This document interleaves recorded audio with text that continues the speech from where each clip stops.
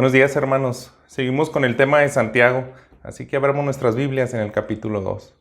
Hemos estado estudiando, este es el tercer domingo, sacando principios de esta carta para tener una fe práctica. El día de hoy yo he titulado Amar sin discriminar. Y déjame plantearte la siguiente escena. A veces vemos programas de televisión donde tienen citas a ciegas las personas.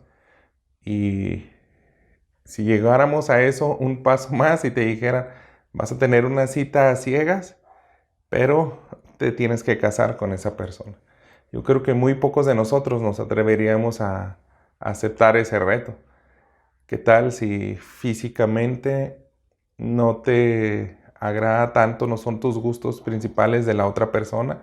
A lo mejor su estatura, tal vez su edad, su tipo de temperamento, tu tipo de carácter. Hay muchas cuestiones que uno tiene que pasar detenidamente para elegir una pareja. Pero si de la noche a la mañana te dicen, solamente conoces a una persona que te vamos a dar al azar y te tienes que casar con ella y amarla por el resto de tu vida.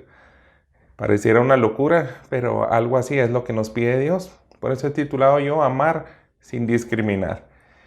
El tema central de Santiago es que quienes reciben la corona de vida, como veíamos en el capítulo anterior, en el versículo 12, son aquellos que aman a Dios. Y los que aman a Dios son aquellos que tienen una fe que ha ido evolucionando de manera progresiva, que le permite confiar en esa persona que ama a Dios. Entonces, esa fe es perfeccionada y esa fe refleja obras que glorifican a Dios. Hemos estado viendo esto en domingos anteriores y hoy continuamos viendo maneras prácticas de las cuales esa fe se puede reflejar. Entonces, si nosotros tenemos una fe para salvación, vamos a estar una eternidad con el Padre. Pero en este capítulo parece que nos está recalcando el autor Santiago que hay dos tipos de fe. Una de esas fe, pudiéramos definirla como una fe diabólica. Me voy a adelantar al versículo 19, que más adelante lo vamos a desarrollar, que dice lo siguiente: tú crees que Dios es uno, haces bien, también los demonios creen y tiemblan. Pero el argumento de Santiago es decir que esa fe no sirve para nada, porque no pueden hacer la voluntad de Dios. Pueden creer todo lo que hay en la Escritura, pero no se pueden someter a la voluntad de Dios. Sin embargo, la fe que salva cree en Dios y se somete a su voluntad, amándole y obedeciendo todos sus mandamientos. Entonces, quiero seguir proponiendo el bosquejo que habíamos dejado el domingo anterior. A partir del versículo 19 del primer capítulo, podemos hacer un parteaguas a los próximos domingos, en los cuales vamos a estar viendo de maneras muy prácticas cómo se manifiesta esa fe para salvación. Hoy vamos a ver algunas divisiones de ese sermón, como es la primera: mostrar una fe sin favoritismo. También necesitamos mostrar una fe siendo práctico, no solamente de palabras. Y vamos a entender que creerle a Dios es lo que nos mueve a la obediencia. Acompáñame con una oración. Señor nuestro, otra vez estamos delante de tu palabra y líbranos de tener una actitud que no te corresponde a ti. Sabes, Señor, que podemos batallar tal vez los primeros minutos o los últimos o en medio de este mensaje en entregar nuestro corazón, nuestros pensamientos a ti. Así que te ruego, Señor, por tu ayuda. Necesitamos, Padre, que tú tomes nuestros corazones, tomes nuestras mentes de una manera especial y nos permitas ver lo más profundo que hay en tu corazón. Esta gran enseñanza que nos entregas como cada domingo, como un padre que no deja sin comer a sus hijos. Te agradecemos, Padre, por este día más donde abres tu corazón para conocerte. Bendice este momento, Señor. Te pido que traigas una bendición a mis hermanos. En el nombre de Cristo Jesús ponemos esta oración. Amén. Muy bien. Quiero que leamos los primeros versículos del 1 al 4 de este capítulo 2, donde estaremos viendo una fe sin parcialidad o una fe sin favoritismo. Y dice lo siguiente: hermanos míos, no tengan su fe en nuestro glorioso Señor Jesucristo con una actitud de favoritismo. Porque si en una congregación entra un hombre con anillo de oro y vestido de ropa lujosa, y también entra un pobre con ropa sucia, y dan atención especial al que lleva la ropa lujosa y dicen: siéntese aquí en un buen lugar, y al pobre dicen: tú estate ahí de pie o siéntate junto a mi estrado. ¿Acaso no han hecho distinción entre ustedes mismos y han venido a ser jueces con malos pensamientos? Santiago plantea esta escena un poco exagerada, pudiéramos pensar algunos de nosotros, pero pareciera que la misma iglesia de esa época y también la de hoy pudiéramos caer en esa situación. Entonces, él quiere evitarla. Porque primero que nada inicia diciendo: hermanos míos, no tengan su fe ¿en quién? En nuestro glorioso Señor Jesucristo. Nosotros le entregamos la fe a ese Dios incomparable, a ese Jesús que estuvo dispuesto a dar por completo su vida y morir por nosotros. Él resucita, Él está con el Padre, es glorificado. Todo lo que Él ha hecho a favor de la humanidad no tiene descripción. No hay palabras para decir qué tan grande es ese amor. Entonces Santiago dice: si tú entregas tu fe, esa fe para salvación, a nuestro Señor Jesucristo, necesitas también entregarla con una buena actitud. Y en todas las cosas prácticas que ya he enseñado en el capítulo anterior, ahora les dice: necesitan cuidarse del favoritismo. Debemos de honrar con esa fe a nuestro Señor Jesucristo. Si Él dejó enseñanzas para que nosotros las siguiéramos, debemos de honrarlas, debemos de también vivir como Él anduvo. Él nos dejó un modelo de vida, y no obedecer o no enlistarnos en ese modelo de vida va a deshonrar. Entonces, va de la mano tener fe, la obediencia, tener fe en Cristo Jesús para salvación, va a reflejar el amor que tenemos hacia Él y hacia el prójimo. Entonces, esto es otra característica de la fe aprobada que veíamos en el versículo 1 a 12. En el capítulo 1, versículo 12, Santiago empieza a decir: tengan mucha gratitud cuando se hallen en pruebas. Porque si están en pruebas de circunstancias, van a moldear su fe. Esa fe también se puede moldear cuando resistimos el pecado. Esa fe también se moldea, como decía al final del capítulo 1, cuando tú eres práctico y bendices a la viuda, al pobre, y te guardas de este mundo. Pero ahora continúa más: deja los favoritismos a un lado, cuando estén sobre todo en la congregación. La palabra de Dios para todos dice en Job 34:19, algo que nos enseña que esta es parte de la esencia de Dios, y lo encontramos a lo largo de toda la Escritura. Pero déjame leerte: pero Dios no tiene preferencias con los príncipes. Dios no ayuda al rico contra el pobre, porque Dios los creó a ambos. En muchos pasajes como estos nos vamos a encontrar en los cuales dice: Dios no hace ese tipo de cosas. Vas a deshonrarle si tú empiezas a tener acepción de personas, a hacer esas divisiones por causa del favoritismo. Y es que somos tentados muy fácilmente a hacer eso. Cuando nos damos cuenta que una persona recién acaba de salir de la cárcel, y aunque escuches y él te diga: yo soy creyente, en la cárcel conocí a Cristo Jesús, podemos tener esa desconfianza, podemos tener cierto favoritismo. Eso me comentaba un amigo, cuando precisamente a los pies de Cristo viene en la prisión y sale, dice: fue tan difícil que me aceptaran en una iglesia. A lo último terminé en un lugar donde ellos me pusieron a cuidar ciertas instalaciones muy retiradas. Recibía visitas muy poco, pero tenían esa desconfianza, como que Él percibía que guardaban su bolsa, se hacían a un lado, no los saludaban de manera sincera. Y es una realidad, hermanos, que nosotros podemos tener favoritismo o rechazar a ciertas personas. El ejemplo que pone Santiago aquí es de una persona que viene vestida impecable, que pudieran percibir que trae bastante dinero sobre él en joyas, en muchos anillos, en su manera de hablar, tal vez, su educación. Dice, a ellos los van a tratar como de primera. Pero si viene alguien mal vestido, en el original, el griego, parece que está sugiriendo a alguien con harapos o andrajoso, seguramente también oliendo mal. Ustedes son capaces de decirle, siéntate, quédate ahí de pie, o si te sientas, siéntate aquí en el piso. Esa es una traducción más directa, más real de lo que quiso transmitirle Santiago a esa iglesia.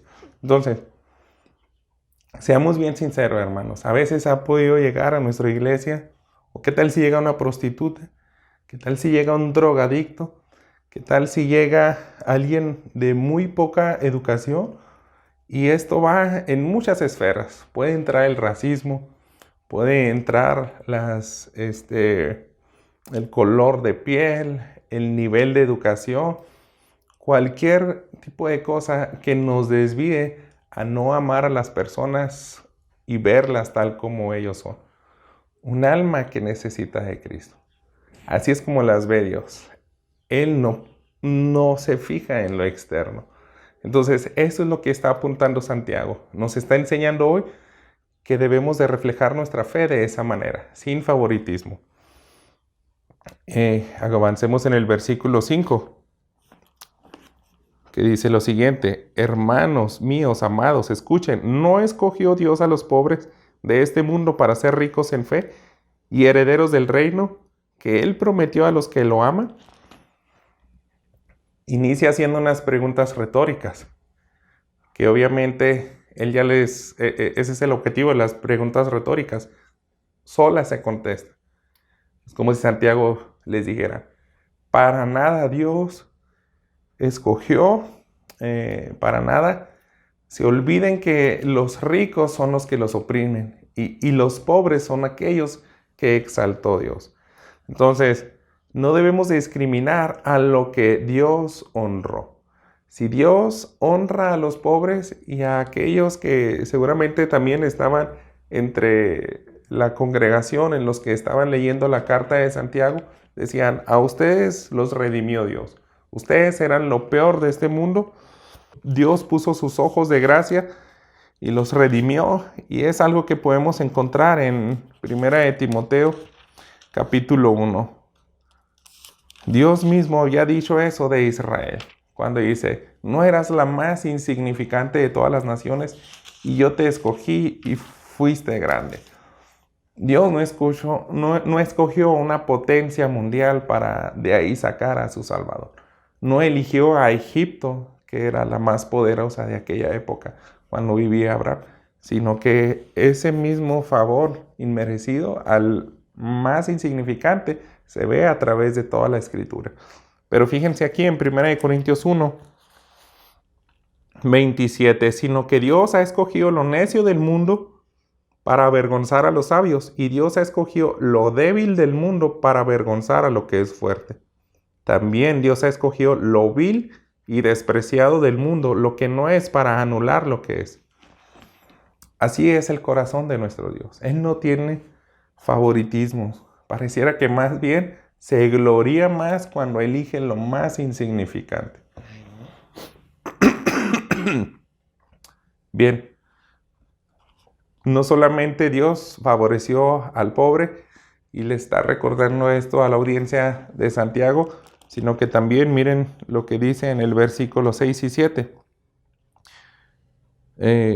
Pero ustedes han despreciado al pobre. ¿No son los ricos los que los oprimen y personalmente los arrastran a los tribunales? ¿No blasfeman ellos el buen nombre por el cual ustedes han sido llamados? Entonces les está diciendo como que es absurdo lo que están haciendo ustedes. Dan preferencia a los ricos Y Santiago está generalizando. No está diciendo que los pobres automáticamente se ganan el reino de los cielos, sino que Dios ha elegido a personas sencillas, humildes, con poca educación, para darles la salvación. Pero también está hablando de esa condición humana donde aquel que tiene poder, que tiene riquezas, tiende a ponerse en una posición orgullosa y oprime a los que son inferiores a él. Quiero que vayamos a un par de citas, por ejemplo en Proverbios capítulo 30. Encontramos esto que puede ocurrir en el corazón del hombre porque si nos afecta el pecado tendemos a comportarnos de una manera que deshonra primeramente a Dios. En el versículo 7 dice: 2 cosas te he pedido, no me las niegues antes que muera. Aleja de mí la mentira y las palabras engañosas. No me des pobrezas ni riquezas. Dame a comer mi porción en paz. No sea que me sacie y te niegue y diga: ¿quién es el Señor? Entonces Salomón dice, hay un peligro cuando tenemos riquezas. Nos vamos a saciar, no nos va a faltar absolutamente nada y vamos a decir, ¿quién es Dios? Empezamos a ser orgullosos y a tratar de ponernos en el lugar de Él en vez de someternos a Él. Y ahí es donde vamos a oprimir a todas las demás personas. Entonces, Santiago, hermanos, va a seguir tratando este tema de una manera muy directa en el capítulo 5. En esta ocasión, quiero que sea que sea suficiente solamente el que leamos estos versículos. Pongamos mucha atención, porque esto estaba pasando entre los creyentes. Fíjense, oigan ahora ricos, lloren y aúllen por las miserias que vienen sobre ustedes. Sus riquezas se han podrido y sus ropas están comidas de polilla. Su oro y su plata se han oxidado. Su herrumbre será un testigo contra ustedes y consumirá su carne como fuego.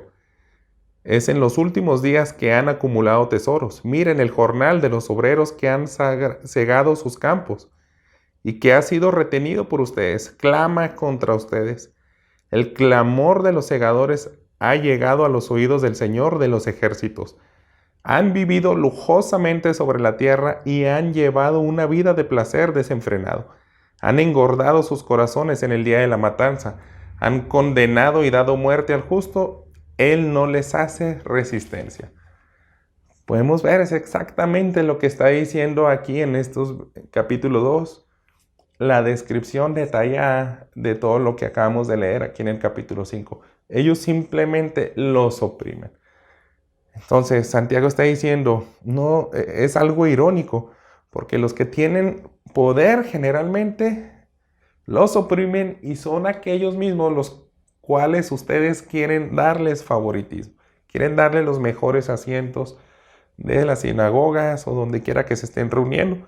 Entonces, esto, hermanos, tenemos que interiorizarlo y hacernos una pregunta bien honesta. ¿No estaremos cayendo nosotros mismos en esa misma circunstancia? Dios nos libre, que el Espíritu Santo trate con nosotros y nos muestre cuando nosotros despreciamos a alguien más. Examinémonos a la luz de lo siguiente. En el versículo 8 al 11 continuamos en el capítulo 2. Si en verdad ustedes cumplen la ley real conforme a la Escritura, amarás a tu prójimo como a ti mismo, bien hace. Pero si muestran favoritismo, cometen pecado y son hallados culpables por la ley como transgresores. Porque cualquiera que guarda toda la ley, pero falla en un punto, se ha hecho culpable de todos. Pues el que dijo, no cometas adulterio, también dijo, no mates. Ahora bien, si tú no cometes adulterio, pero matas, te has convertido en transgresor de la ley. Ahora lo que quiere mostrarle Santiago es que podemos minimizar la gravedad del favoritismo. Él los lleva a la ley y dice, conocen perfectamente los 10 mandamientos. Y Alguien dijo, nuestro Dios entrega su ley preciosa a través de Moisés y les dijo, no mates y no adulteres. Pero ¿qué pasa si tú no cumples uno de esos mandamientos? Te haces culpable del otro. Es como decir, tal vez tú creas que no eres tan pecador. No, a lo mejor quisieras poner el favoritismo como un pecado tranquilo y ese es el punto. Si has llegado a pecar de favoritismo, para Dios el que entrega su ley santa es exactamente como si hubieras asesinado a alguien, hubieras adulterado con alguien. Como si Santiago le planteara esos mandamientos que son tan grotescos para nosotros y que se guardan tanto en hacerlo. Realmente deshonras a Dios cuando tienes favoritismo. Entonces, es algo que debemos de cuidar mucho porque el que dijo es Dios. ¿Y en verdad lo amas? ¿En verdad amas a Dios? Aquel que dijo, no matarás, no fornicarás, no adulterarás. ¿En realidad amas a esa persona? Si lo amas, debes de saber cómo es su corazón, cómo es su carácter y cómo Él no hace acepción de personas. No solamente en el Antiguo Dios refleja eso, en el Antiguo Testamento, sino que también en el Nuevo Testamento podemos ver citas como Romanos 2:11. Dice lo siguiente, porque en Dios no hay acepción de personas. Eso lo dijo el apóstol Pablo. Si Dios no hace esas distinciones y lo ha dejado bien claro en el Antiguo Testamento y lo sigue haciendo claro hoy en día para la iglesia en ese entonces, debemos de aprender nosotros la iglesia actual de que así es el carácter de Él. Debemos, por lo tanto, hacer un esfuerzo por obedecerle y evitar ese favoritismo. ¿Cómo lo podemos guardarnos de ese favoritismo? Pensando en esa gravedad de infringir la ley, de que un solo mandamiento nos va a hacer culpables de toda la demás ley. Y también consideremos lo siguiente. Ahora pasemos a los versículos 12 y 13. Dice, así hablen ustedes y así procedan, como los que han de ser juzgados por la ley de la libertad, porque el juicio será sin misericordia para el que no ha mostrado misericordia.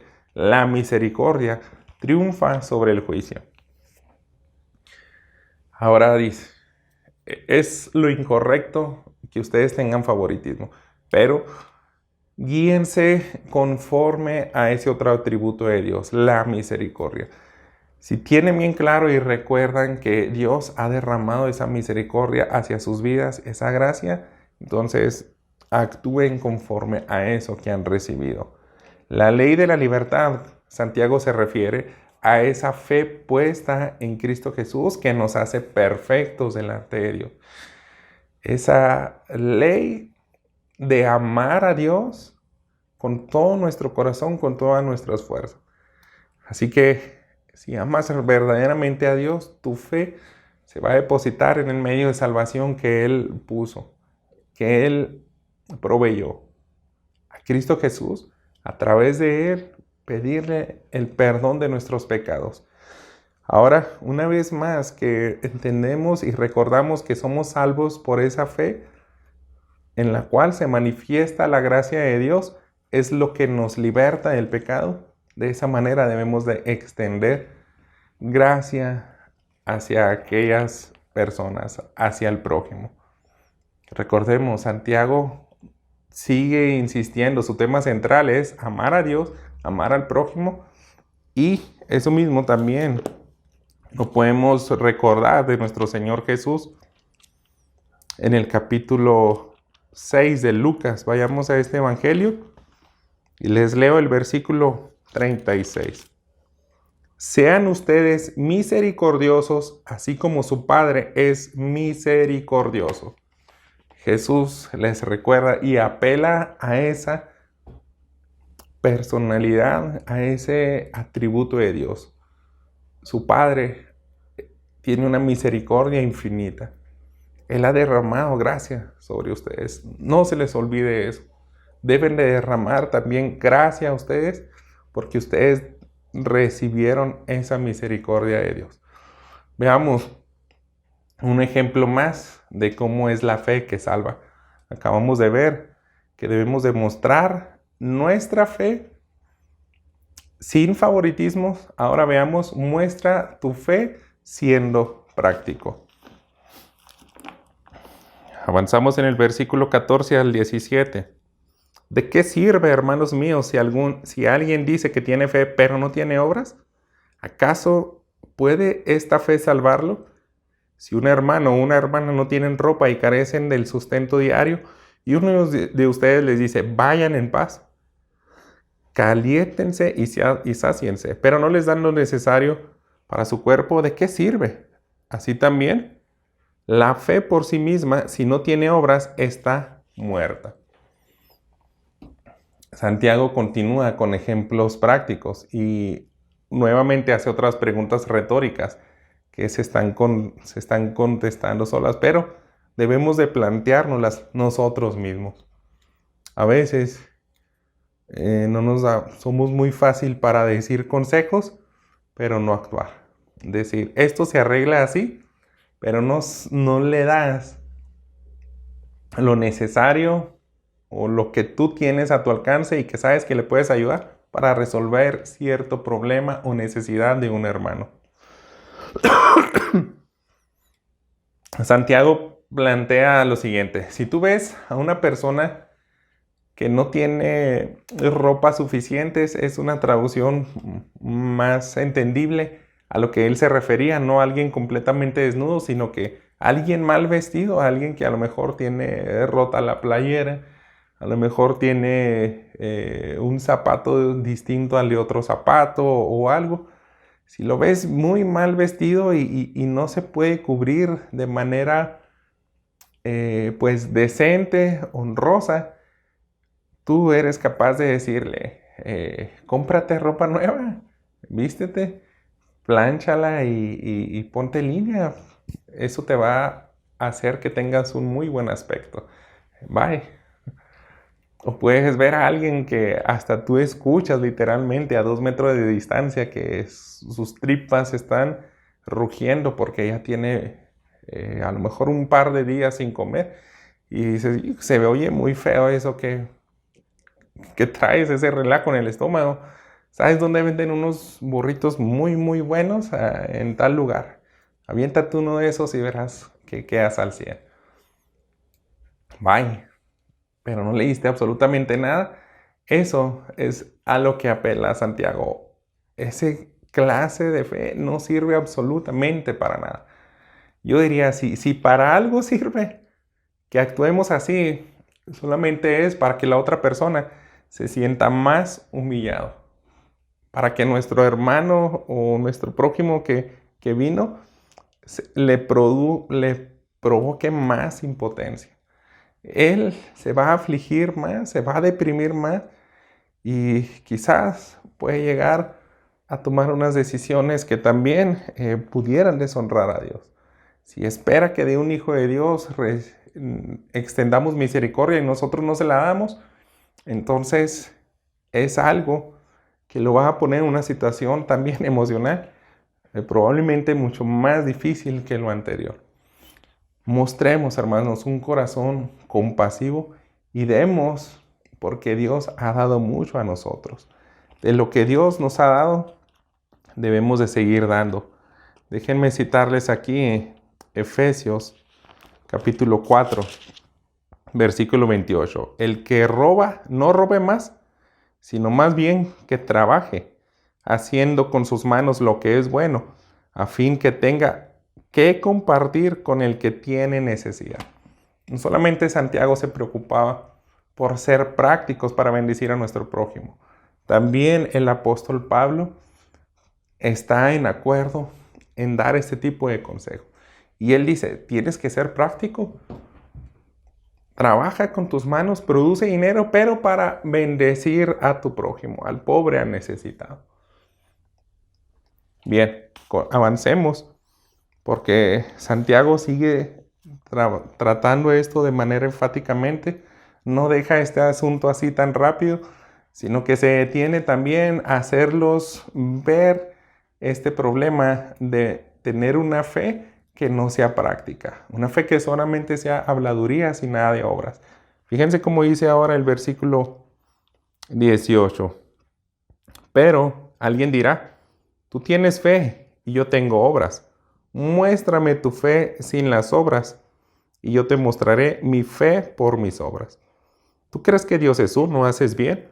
También los demonios creen y tiemblan. Pero ¿estás dispuesto a admitir, oh hombre vano, que la fe sin obras es estéril? Entra un juego de palabras, Santiago, que en muchas traducciones a lo mejor se puede confundir uno. Se dice que las comillas no existen en el griego y a lo mejor los traductores han colocado distintas estas comillas, pero está tratando de ver tal vez un tipo de diálogo con alguien como si le replicara a Santiago. Oye, se me hace que podemos separar las obras de la fe. ¿Qué te parece si planteamos esas situaciones? Yo tengo fe sin obras y tú tienes obras sin fe. Más o menos así puede estar la situación. Pero eso es lo que quiere recalcar Santiago. No se puede separar una fe salvífica de obras que glorifiquen a Dios. Déjame leerte lo que dijo un teólogo que yo creo que nos puede ayudar a entender bien este juego de palabras de Santiago. Santiago rehúsa aceptar una división entre la fe y las obras. La verdadera fe no puede existir separada de las obras. Y las obras aceptables ante los ojos de Dios no pueden ser hechas sin la verdadera fe. Eso es algo de lo que está pasando aquí. Llega alguien y le dice, muéstrame tu fe sin tus obras. Y es como dijera, eso no existe. Ok, entonces yo te voy a demostrar mi fe por mis obras. Entonces, ahí es donde Santiago quiere hacer el énfasis. Si verdaderamente, otra vez repito, la verdadera fe no puede existir separada de las obras y las obras aceptables ante los ojos de Dios no pueden ser hechas sin la verdadera fe. Aquí es donde yo creo que está la clave para terminar aquellas discusiones con algunas sectas o cualquier otra religión que se rigen por las obras. Ellos dicen, ¿podemos ser salvos por nuestras obras? Porque no solamente debiéramos de ser salvos únicamente por la fe. Se necesita hacer esas obras. Entonces, no quisiera que nos confundamos. Está muy claro de que hay una fe salvífica, les dije al inicio, que reflejan obras a raíz de que amas a Dios. A raíz de que Dios aprueba tu fe y te da su Espíritu Santo y entiendes que es una promesa que apunta desde el antiguo pacto. Te va a dar un corazón conforme a Dios y va a grabar en tu mente esa ley. La vas a hacer de manera natural y en agradecimiento. Pero lo que lo hacen los demás seguidores de sectas y religiones es que quieren hacer muchas obras para ganarse ese favor de Dios y recibir la salvación. Entonces, aquí Santiago empieza a aclarar todo eso de aquí en adelante. Fíjense por qué hay ese contraste de esos dos tipos de fe. Él dijo en el versículo 20, pero ¿estás dispuesto a admitir, oh hombre? En el 19, ¿tú crees que Dios es uno? ¿Haces bien? También los demonios creen y tiemblan. Entonces, lo que les decía al inicio, simplemente creer no es para nosotros una garantía de que tenemos una fe salvífica. Para Dios sí, a nosotros no vemos la manera objetiva como Dios ve nuestra fe y Él dice, tu fe es pura, eres salvo, te justifico. Pero nosotros necesitamos de ir a cartas como Santiago y poner a la luz de estas enseñanzas nuestra vida y decir, estoy honrando y glorificando a Dios con mis actos de bondad hacia el prójimo porque quiero ganarme su favor o simplemente porque entendí esa justificación y de que mi Padre ha sido misericordioso conmigo, por eso yo soy misericordioso con los demás. Bien, en el versículo 20 quiero que parafraseemos esta pregunta, así ir cerrando esta sección. ¿Estás dispuesto a admitir, oh hombre vano, que la fe sin obras es estéril? Fíjate cómo dice la palabra de Dios para todos. Esta versión lo tradujo de la siguiente manera. No seas tonto, la fe sin hechos no sirve para nada. Santiago quiere asegurarse que su audiencia entiende si son salvos o no. Entienden si ellos les quedó bien claro que la salvación es por fe. Debe de producir obras que glorifiquen a Dios y salen como agradecimiento, no salen como una especie de esfuerzo humano para adquirir puntos y obtener ese favor de Dios. Incluso a veces no somos prácticos al amar a causa del favoritismo.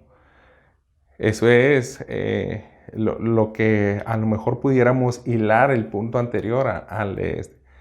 Santiago, cerrando este punto, quiere que seas práctico, que no solamente estés diciendo, mira, te hace falta esto, así lo consigues, bye.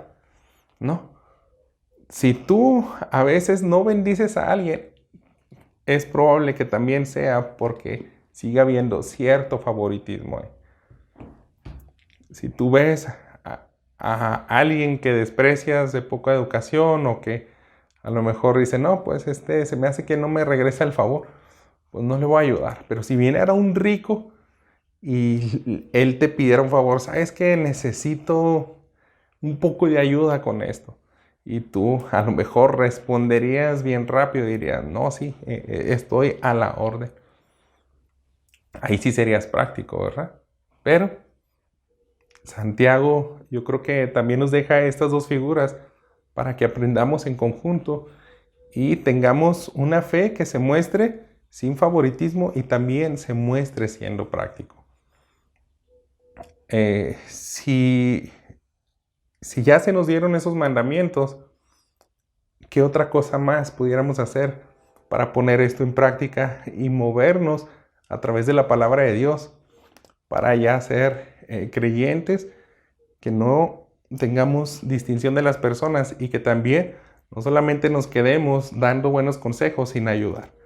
Yo creo que también ahí está la clave en los últimos versículos de este capítulo, a lo cual yo he titulado Creerle a Dios nos mueve a la obediencia.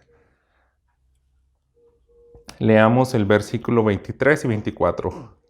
Y se cumplió la escritura que dice, y Abraham creyó a Dios y le fue contado por justicia y fue llamado amigo de Dios. Ustedes ven que el hombre es justificado por las obras y no solo por la fe. Bien, algunos ya pudieron haber detectado un versículo que causa cierta controversia, pero vámonos paso a paso. Primero está hablando de Abraham. Abraham fue justificado por la fe. Y necesitamos entender muy bien el Antiguo Testamento.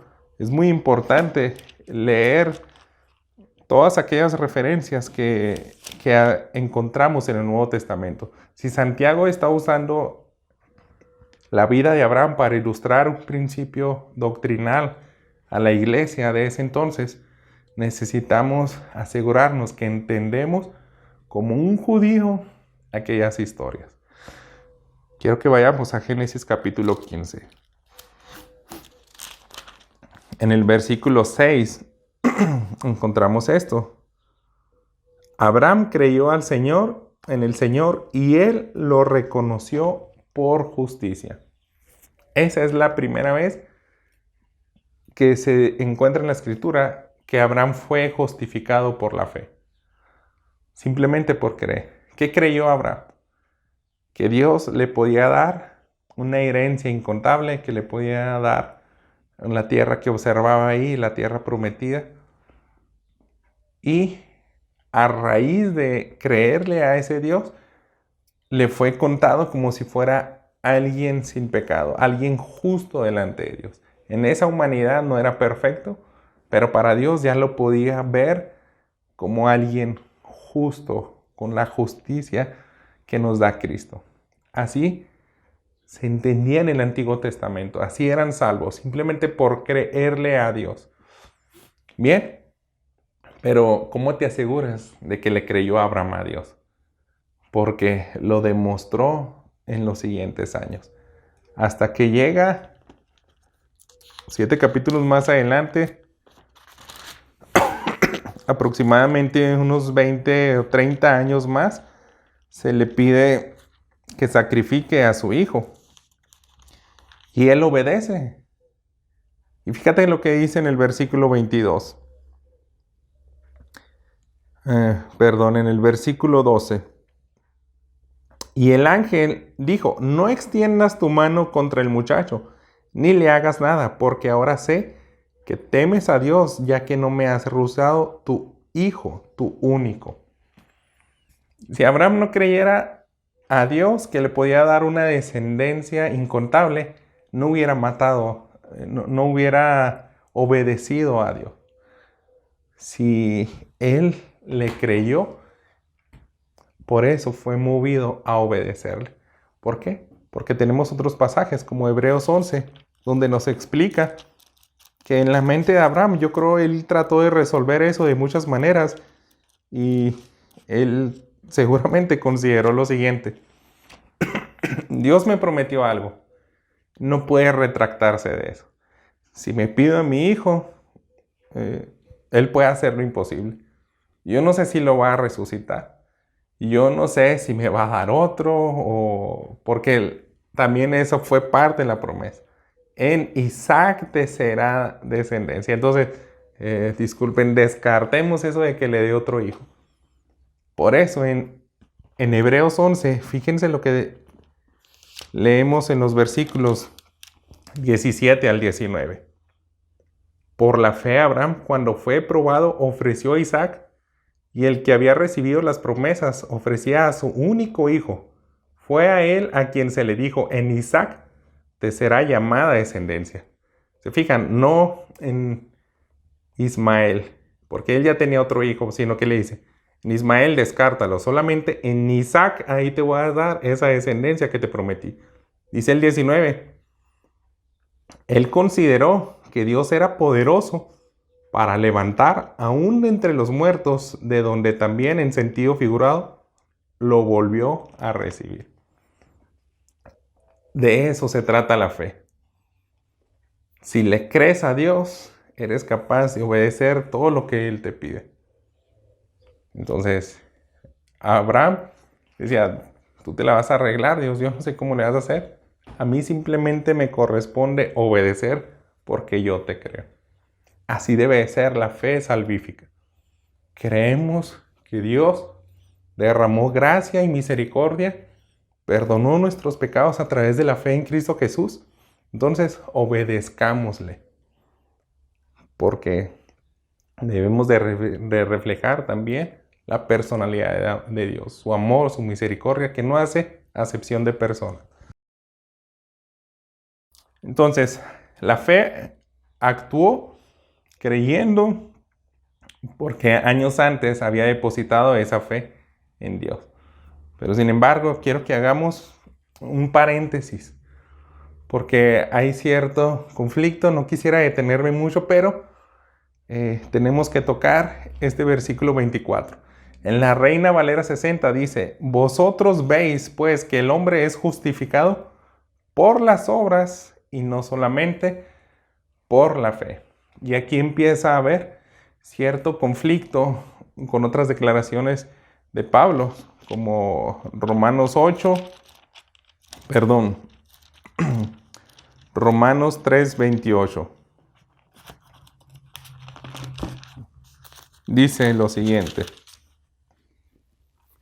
porque concluimos que el hombre es justificado por la fe aparte de las obras de la ley. Como si Pablo dijera, solamente por fe, aparte en todo lo demás, eso es lo que trae la salvación. Y Santiago te está diciendo, no, la fe actuó conjuntamente con obras. Quiero que veamos a través de la historia de la iglesia cómo grandes siervos de Dios han tratado de resolver este dilema. Uno de ellos, de los años 1500, fue Juan Calvino, el cual llegó precisamente a esas conclusiones y dijo, lo podemos ver tan claro con Abraham. ¿Por qué? Él fue justificado cuando le creyó a Dios, no cuando obedeció y estuvo a punto de matar a Isaac. No le dice el ángel, eres justificado porque ahora sí ya Dios te cree por tus obras, ¿no? Esa declaración de que le fue contado por justicia fue cuando Abraham creyó, no cuando obedeció. Pero no se puede separar eso. Si le crees a Dios, necesitas asegurarte que le obedeces de todo corazón. Bien, no debemos de también esperar perfección aquí en esta vida, pero sí debemos de ser honestos y ver que tenemos un crecimiento en cuanto a nuestros afectos a Dios y obediencia. Quiero citar a alguien más. Por ejemplo, tenemos a Carlos Expurgo, que dijo lo siguiente: cualquiera que sea la declaración de Santiago, nunca pudo haber sido su intención contradecir el Evangelio. Nunca será posible que el Espíritu Santo dijera una cosa en un lugar y otra en otro. Las declaraciones de Pablo y de Santiago deben reconciliarse. Entonces, ha habido ya muchos pastores, muchos teólogos a través de los siglos, como este que le decían el príncipe de los predicadores, excelente teólogo, en 1800. Él dice, aquí tenemos que descartar por absoluto que Dios se va a contradecir. Lo mismo que decía en Romanos 12, la ley, la voluntad de Dios es agradable y perfecta. Si es perfecta, es que no se puede contradecir la ley de Dios. La ley de Dios no te puede exigir un mandamiento y al rato te va a pedir otro mandamiento y que entren en conflicto. Entonces, debemos de aprender a confiar que el Espíritu Santo guió a Santiago a decir esas declaraciones a una audiencia distinta, en una época distinta a lo que dijo Pablo a otra audiencia distinta años más tarde de que se escribe Santiago. Santiago fue la primera carta, el primer escrito que tenemos del Antiguo Testamento. Habíamos visto cerca del 40 después de Cristo. Pero déjame leerte también algo que dijo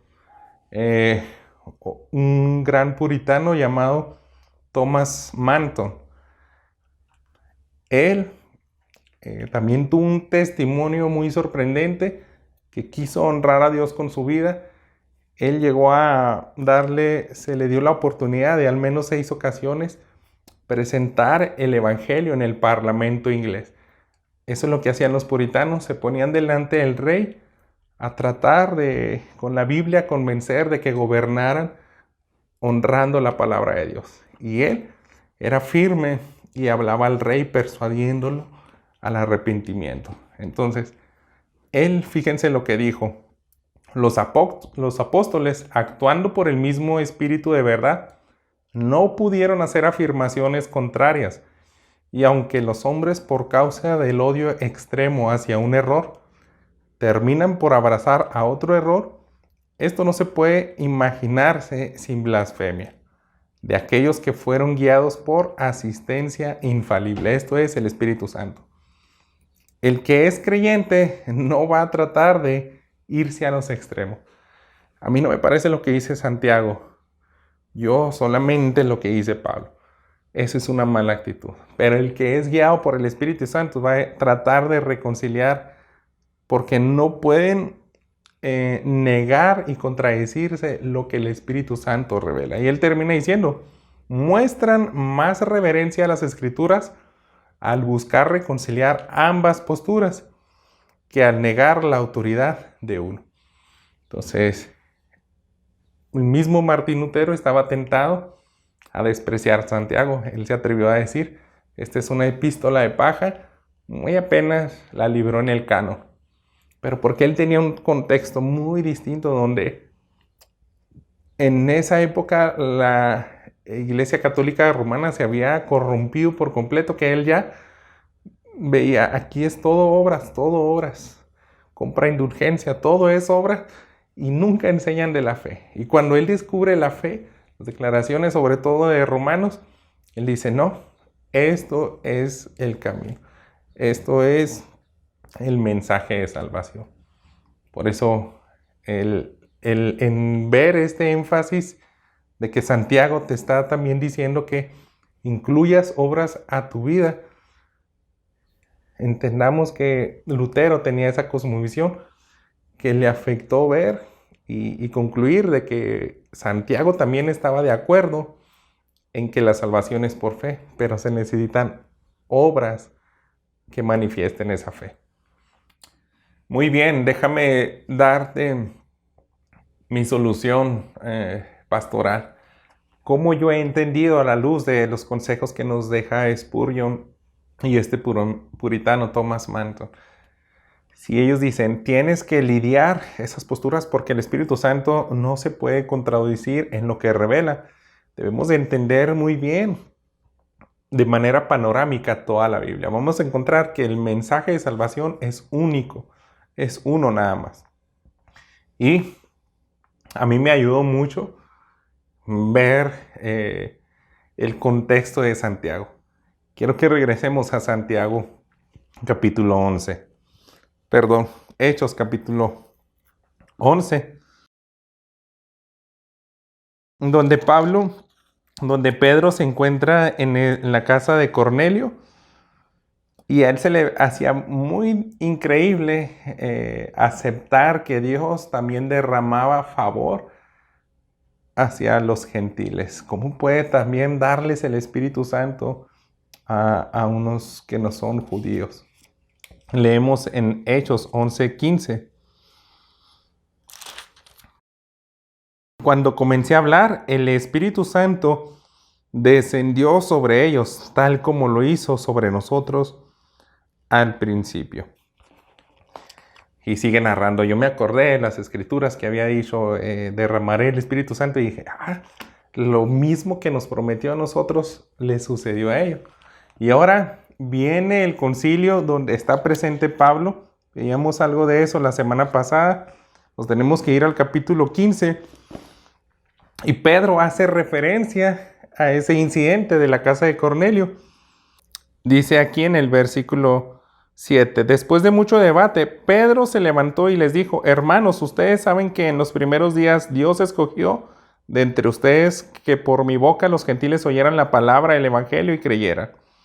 Dios, que conoce el corazón, les dio testimonio, dándoles el Espíritu Santo al igual que a nosotros, y ninguna distinción hizo entre nosotros y ellos, purificando por la fe sus corazones. Entonces, fijan, están hablando, Dios no hace favoritismo, no hace distinción de personas. ¿Y cómo lo salvó? Por la fe. Y recordemos, Jacobo o Santiago estaba moderando ese concilio.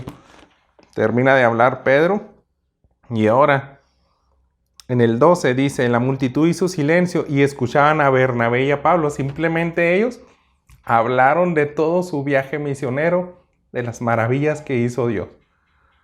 Y cuando tú lees todos esos viajes misioneros de Pablo, todo se trata de la salvación por fe. Salvación por fe.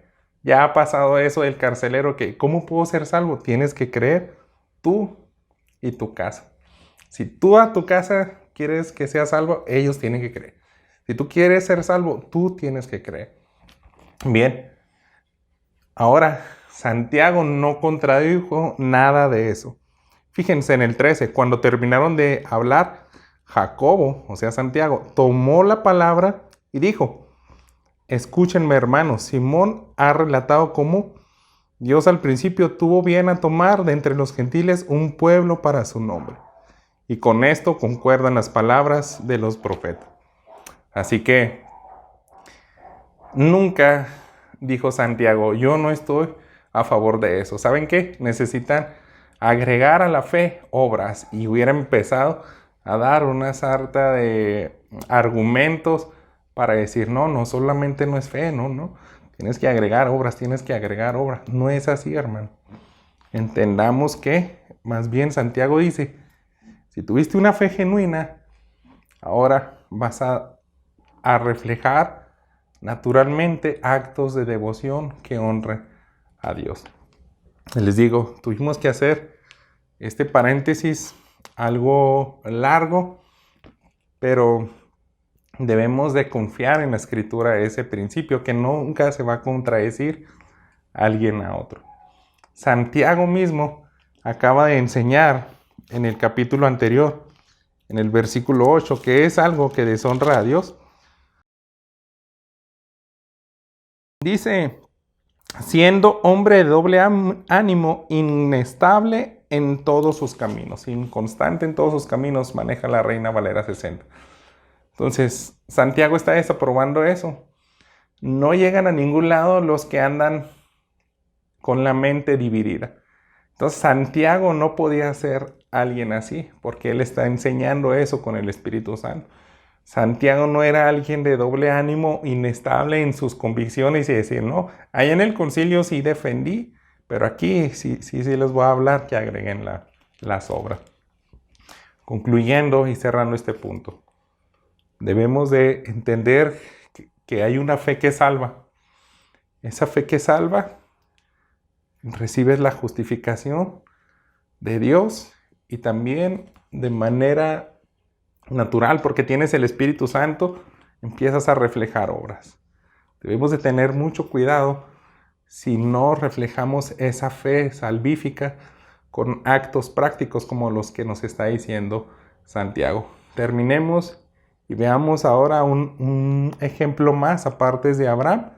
Veamos qué nos puede enseñar la vida de Rahab en los versículos 25 y 26.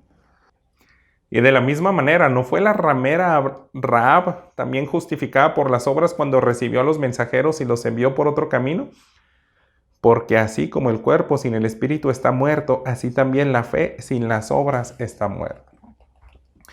Otra vez, tenemos que ir al Antiguo Testamento para entender cómo entendió esa audiencia a Santiago.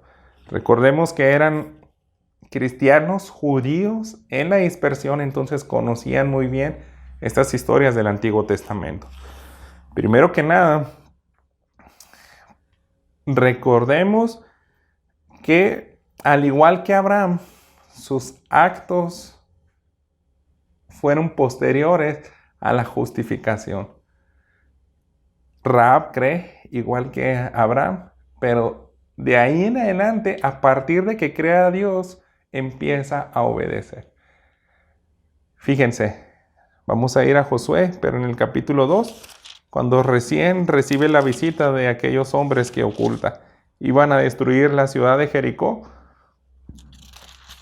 Y leemos en el versículo 17, los hombres que fueron como espías a ver la ciudad, llegan a parar en la casa de esta ramera, de esta prostituta, y ellos le piden ayuda, ¿no? Que los oculte. Dice, los hombres le dijeron, nosotros quedaremos libres porque ella les había dicho, necesitan darme una garantía de que me van a proteger.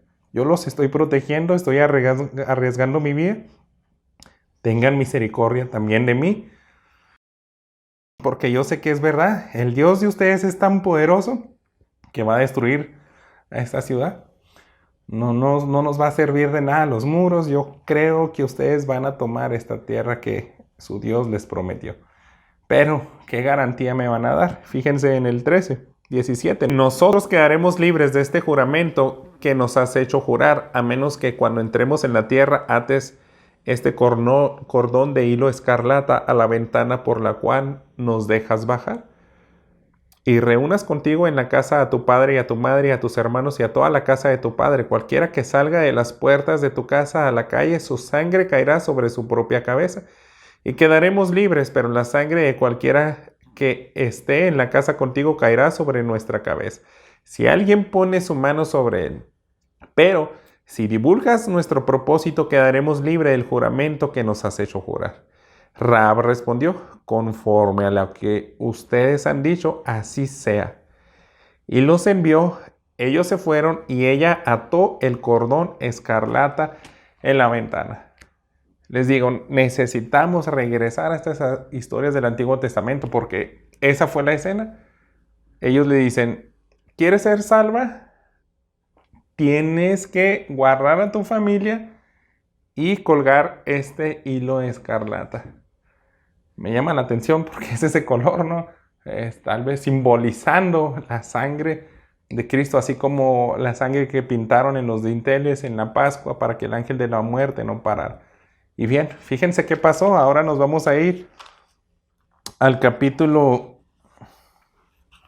6, cuando ya están tomando la ciudad, que ya han derribado los muros.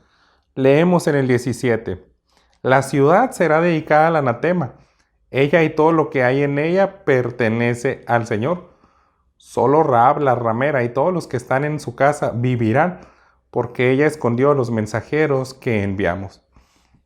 Y leamos también en el versículo 22. Pero Josué dijo a los 2 hombres que habían reconocido la tierra, entren en la casa de la ramera y saquen de ahí a la mujer y todo lo que posea, tal como se lo juraron. Entraron pues los jóvenes espías y sacaron a Rahab, a su padre, a su madre, a sus hermanos, a todo lo que él poseía. También sacaron a todos sus parientes, los colocaron fuera del campamento de Israel. Entonces prendieron fuego a la ciudad y a todo lo que en ella había. Así fue librada de la muerte Rahab. ¿Y por qué? Porque creyó. Entonces, pensemos un poco. Si Rahab no hubiera creído a esos espías y hubiera dicho, no creo que cumplan su palabra. Y es más, no creo que Dios pueda destruir a nuestra ciudad, estos muros. Yo vivo aquí en el muro de la ciudad. Y yo sé qué tan fuertes, qué tan gruesos son. Pues les voy a hacer el paro ahorita, váyanse, pero no es necesario que yo cuelgue ese cordón porque no va a pasar nada. Eso hubiera sido incredulidad, pero ella creyó y por lo tanto actuó, mete a sus familiares y deja esa señal y por eso fue salva, recibió la salvación. Entonces se fijan, días atrás creyó a Dios. Creyó que Dios era el Todopoderoso y por eso mismo obedece. Eso es lo que está enseñando Santiago, hermanos. Así es sencillo. Y en todas las demás ilustraciones, por ejemplo, Moisés deja la figura de la serpiente. Cuando decía, son picados en el desierto, si alguien voltea y mira esa serpiente de bronce, va a ser salvo. Entonces, si no tienes fe en eso, en esa orden de Dios, si no le crees a Dios, vas a desobedecer, no vas a actuar, no te vas a arrastrar lleno de los efectos del veneno y buscar, y cuando volteas a ver, esa serpiente quedaba sano por el acto de fe, de mirar. Es lo mismo que hizo Cristo. Tienes que mirar, pero se tiene que reflejar a fuerzas esos actos de fe. De alguna manera, de manera visible, debemos de vivir conforme a las pautas que nos está ahí diciendo Santiago. No tengas favoritismo para amar a las personas. Tienes que ser práctico para amar a tu prójimo. Entonces, déjame ir a las conclusiones y aplicaciones. Hacer una pregunta. ¿Por qué crees que Santiago utiliza la figura de Abraham y también de Rahab? Alguien que para los judíos era un ejemplo, el padre de la fe, y una gentil, era mujer era ramera y era alguien que se incluyó en ese ejemplo de la fe para salvación. ¿Por qué? ¿Por qué Santiago hizo esto, este contraste tan drástico? Porque ahí vemos claramente que Dios no hace acepción de personas. Salva a un judío, salva al padre de la nación de los israelitas y salva a una gentil, la peor, una que estaba en una ciudad blasfema, que aborrecían a Dios, y dentro de esos ciudadanos era una ramera, lo peor de lo peor. Entonces, así inició este pasaje. Santiago les dice, no hagan distinción de personas, no muestren favoritismo. Entonces, tú también debes de amar sin discriminar. Tienes que ser igual con todos. Debes de amar además con actos, no con palabras, así como te amó Dios. Entonces, así es el carácter de nuestro Padre. Debemos de vivir conforme a eso que creemos. Si nosotros decimos que amamos a Dios, nuestra fe debe ser vindicada o debe ser aprobada cuando estamos siguiendo una vida conforme a su escritura. Una última conclusión. Si perteneces a una religión, una secta o cualquier lugar donde te imponen más que nada las obras para la salvación, esa dinámica va a hacer que te canses, que te agotes, porque nunca tienen la certeza de hasta qué punto les va a ser suficiente todas esas obras. Siempre van a tener esa incertidumbre, pero debemos de examinarnos. Si realmente amas a Dios, debes de ver y ser honestos si a través de los años tú has crecido en carácter, en los frutos del Espíritu que dice Gálatas 5, fe, amor, bondad, mansedumbre. Vas a ver que estás honrando a Dios de maneras prácticas, como todo lo que ya ha dicho Santiago. Amar sin favoritismo y amar con hechos. Dios te bendiga.